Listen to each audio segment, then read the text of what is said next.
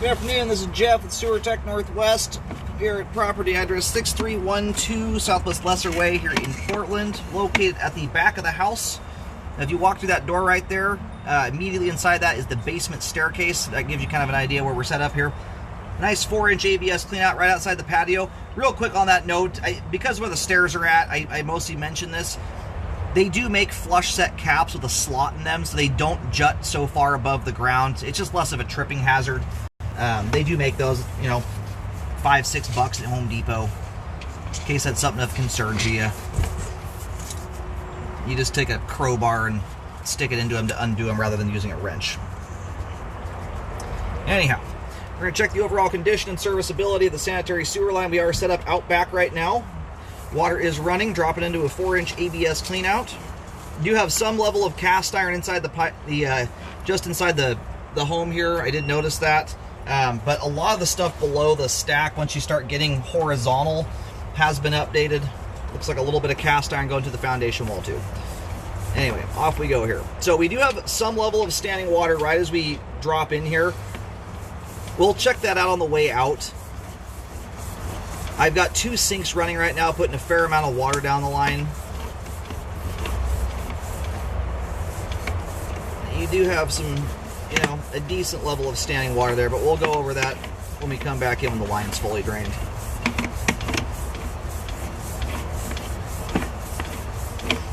Now this is a wraparound sewer line. It's a septic or cesspool conversion. That's why the line is going the direction it is. It's a common way of doing the conversion to city sewer. You end up with a much longer sewer line than you would typically have if the line shot out the front. The reason folks often do this is it's often much cheaper to install the line rather than reverse the plumbing under the home. Anyway, these longer lines are more prone to settling because they're just longer. You have less room to grade the line. The depth of the main out in the street there is at a, you know, it's at a set depth. And when you grade a 40-50 foot line to a 12-foot deep main, you got a lot more angle you can play with versus a, you know, probably what's going to be a 125, 140 foot line.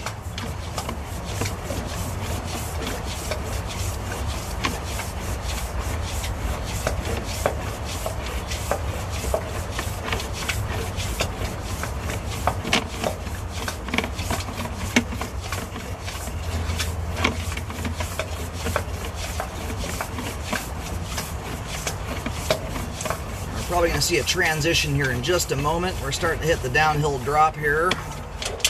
There it is. 6-inch PVC. Let's see how close my guess is on the length here.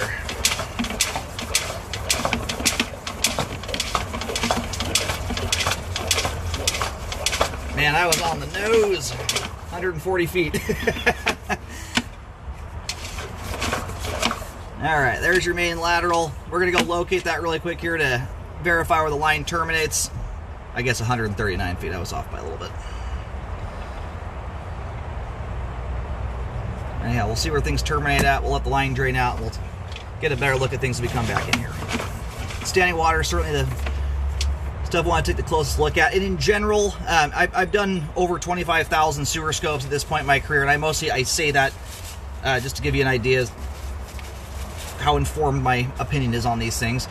Bellies in general, you know, if you get a belly towards the end of the line, for instance, 70, 80, 90 feet from the home, it's a much less concerning scenario, mostly because if a blockage does occur, you have a huge amount of leeway. A lot of pipe fills up behind that blockage. In general, in a plastic line, you get a blockage out those distances, assuming the debris is made of proper intended items to go down the sewer line. The head pressure alone is generally going to push things through. The closer in a belly gets, the more likely it is to result in a backup should something like that occur. So these closer in bellies are in general more concerning than if they were further out. So we'll see how they look once they're drained out here.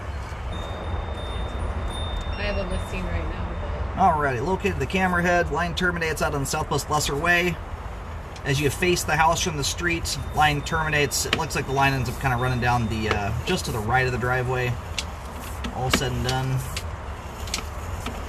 Relatively shallow main too. It's only about 7 foot 4 inches deep.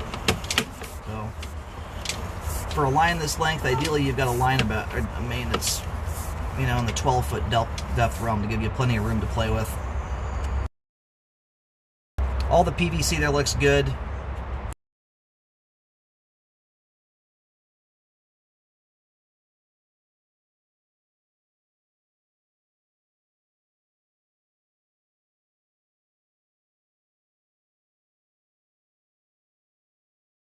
And that right there is either a test T connection or a secondary cleanout. By code, these long lines have to have a cleanout every 100 feet, so seeing another tie-in out that distance is not unusual. That is to be expected.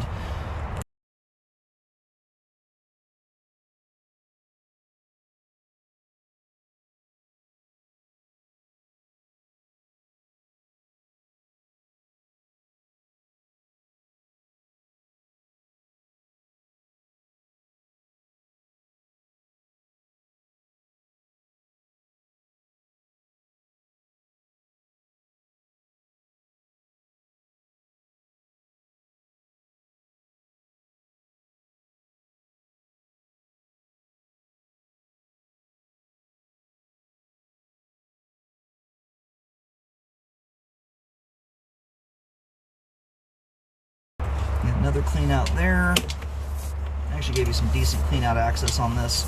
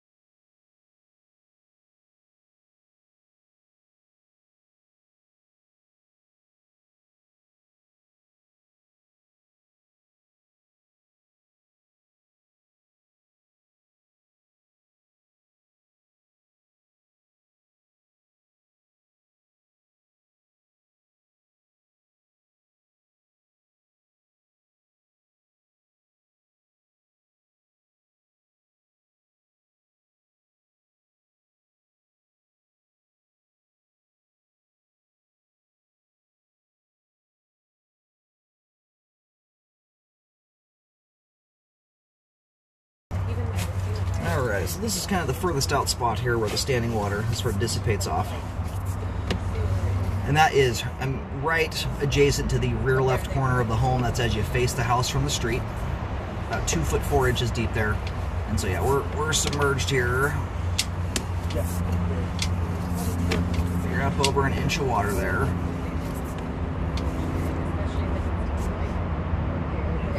Before I start marking that out, we're going to see if we go, I believe we have a couple of them.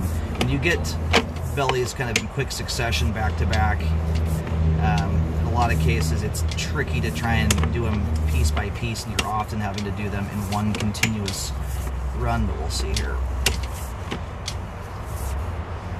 And a lot of that's related to trying to chase down as much grade as you can. Like now my camera is upside down. So again, submerged here. Very similar to the other one. When I pull the camera back, it's a trick I've learned years and years ago. When you've got about 2 inches or less of standing water, when I rip the camera back, this one I don't even have to pull back hard. That water line sucks down below the camera lens very quickly, you can see. You're right at about the inch mark there. And where I generally start to recommend repairs is once you've got a 5 foot section of pipe with at minimum an inch of standing water in it. And these days, I rarely, like if you put the same exact set of bellies here, again, 90 feet from the home, it's not one I would recommend repairs on. It's just too far from the home to pose high risk for backups to occur. The only trick here is I can't see where the stuff originates. You've got a directional Y connection. So depending on if that belly starts, you know, theoretically back inside the crawl space, for instance, sometimes it does require adjusting the depth of the line as it comes out of the house. Or the height, depending on how you look at it.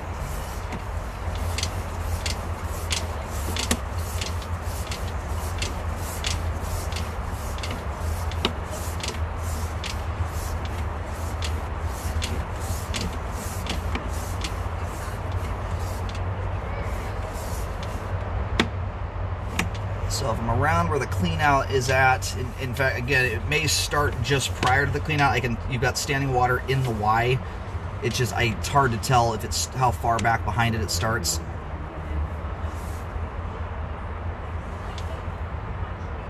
It's right here at about 20 feet where things dissipate off.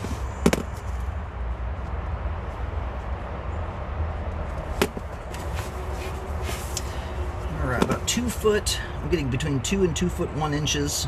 Generally, the depth is holding around 2 foot 1. And that belly dissipates off, maybe 3 feet or so after the line gets out from underneath the concrete patio.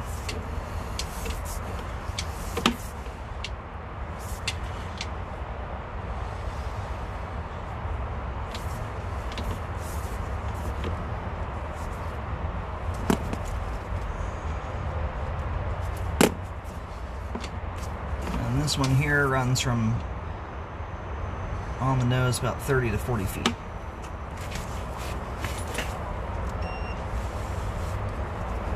Alright, so you're about 2 foot 2 inches deep here, and 2 foot 4 inches deep at the end of this particular belly, from 30 to 40 feet.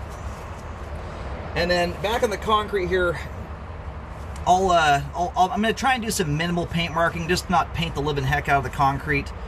I'll get some depths and whatnot. But we're going to do a toilet flush here. It looks like you've got two. I may end up routing through this spot here, we'll see. There it goes. Okay. Let's see if we can catch that water flow where that.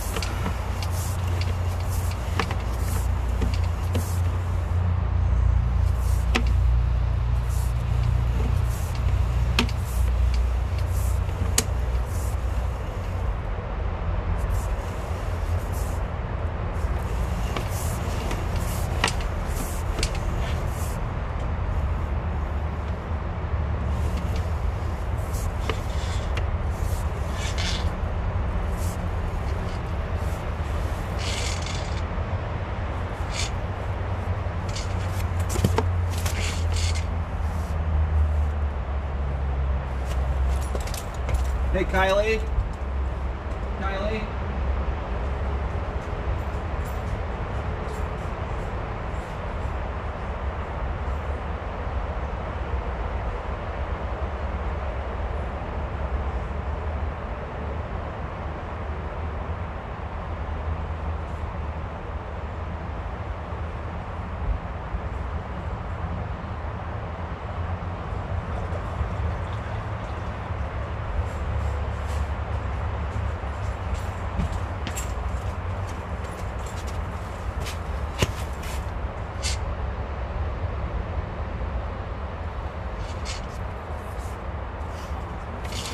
Push into this a little bit and get a depth on this. Yeah, the bummer is the clean out that's in the crawl space. That's one that you may have to camera from back inside the crawl space. I'm gonna let the repair guys do that end of things. It's a style of clean out I don't love, as it sits horizontal. And these old cast iron caps, they don't seal up proper. They are prone to letting water escape them. So anyway, in order to fully figure out how much regrading is needed, you'll have to see behind that Y connection. Ideally, there is a clean out in the crawl space. They're just ones I generally speaking don't mess with, not unless they've already been opened and replaced with a different style cap. They're just not sitting at an angle to where if water does get back into them, they can leak out the threads.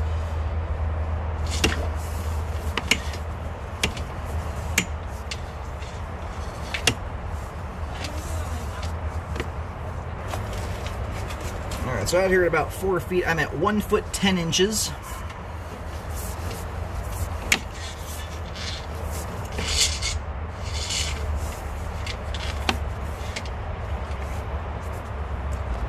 All right, I'm at 1 foot 9. I just pushed. You can see there, I got the camera into the line far enough to where it's straightened out, but just before the line makes a little bit of a bend here. 1 foot 9 inches. So I am seeing a consistent depth change, which is a good thing. The ground back here is relatively flat. It looks like sometimes when someone does their install, they get the math wrong, and there just simply wasn't grade. from what I'm seeing here, again, this is repair guys. That's kind of their gig. I'll let them do the math on it and figure out how best to correct it. But I am seeing a consistent depth change across the entire line so far.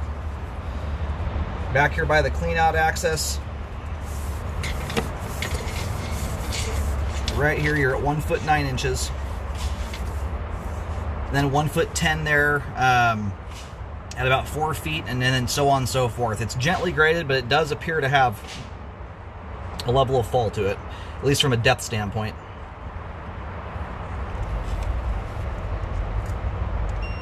Anyway, you're not gonna see every bit of paint markings, like from, you know, about here on back into the house where my camera can't flip backwards and go that direction.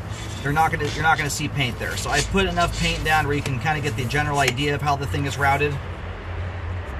This clean out does not drop straight into the top of the line, it Ys into the side of it. So visually kind of throws you off a little bit exactly where this thing comes out. But anyway, the line kind of drops down in here, Ys on the line coming out of. There's your doorway. If you go under the house, you can see where the line shoots out through the foundation wall here. This clean out swings kind of towards the backyard and then Ys on. And you'll start seeing my paint markings. You'll see another one just past the little lattice work there. And then an X marking where this particular belly ends. And then you'll see another set of white X's at each end of the other belly there from 30 to 40 feet. And those bellies, because of the depth of water and the proximity to the home, they are ones I'm going to recommend repairs on. After any repair work is done, make sure the line is rescoped. And for this purpose here, anytime you're correcting slope and grade, you want to make sure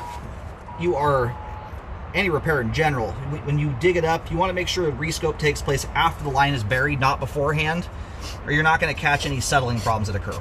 This line, for instance, before there was weight on top of it, before concrete work was done, things of that nature, the line likely looked perfect. It's not until there's a load on top of the line where you're going to catch any settling problems. So the best way to do this is to get the ground compacted, like right before you're ready to pour concrete. So there's, you know, that's the most amount of weight that's going to be on the line. The concrete does add some, but that weight's pretty evenly distributed.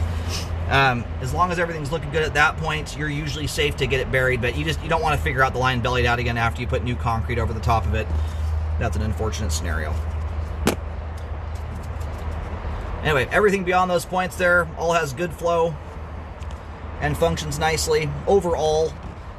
Because the standing water here, it spans almost the first 40 feet of the line. It is something I'd like to see corrected. And again, that's because of the close proximity. If you get a blockage just outside the house, you don't have the same level of leeway to build head pressure, push things through. It's just more likely that you're to end up with a blockage under more normal usage versus when you get a belly far out, like I was giving you an example earlier, at let's say 80, 90 feet. At that distance, it comes down to almost purely how the homeowner is treating the sewer line at that point. Back in this area, and granted, this is a more concerning scenario when you have, you know, more occupants in the home. Kids certainly add a new dynamic to that when you've got uncontrolled things going down the line. So it is one I would like to see corrected. If for some reason is not fixed, I highly recommend rescoping periodically to check for buildup, to clean as needed. Every household lives different from one another. Big things to avoid if it doesn't get corrected is make sure cooking oil, grease, fats, stuff like that isn't going down the line that will build up very easily in standing water. Wipes, paper towels, flushable wipes. You want to keep it to ideally folded toilet paper, stuff of that nature, stuff that disintegrates and breaks down easily, because stuff will get hung up in the belly as it shoots through, especially in the first 40 feet. There's almost nothing that will go down this line in the way of solids. It won't get hung up in the belly and start, it's going to convey through under sinks running, showers draining, things of that nature to help convey things through there, and disintegration. So it's not an ideal way for the line to function. That's why I would like to see it corrected.